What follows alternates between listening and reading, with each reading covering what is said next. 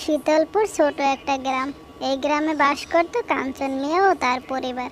কাঞ্চন মিয়া কাঠ কাটতেন, বাগানে কাঠ কেটে তার পরিবার চালাতেন। আর তার পরিবারে আছেন তার বউ মধুমিতা, মেয়ে ও তার মা। এই নিয়ে তার পরিবার। রোজ সে জঙ্গলে কাঠ কাটতে যেতেন।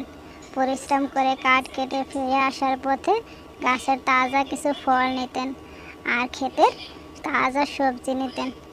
এই নিয়ে সে বাড়িতে ফিরতেন। এসে বউকে বলতেন, ও বউ, ও বউ, কোথায় তুমি? এই নাও, দেখো আমি বাজার নিয়ে এসেছি।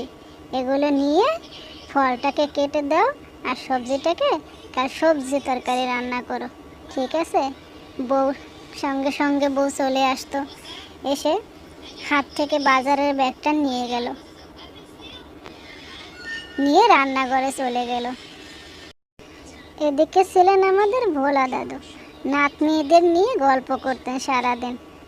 কত না গল্প! সেই পুরনো দিনের কথা মনে পড়ে যায়। দাদি, নানি সবার গল্প করতেন। কি যে আনন্দ লাগতো! হাসি আর আনন্দ উল্লাসেই কাটাতেন এদের জীবন।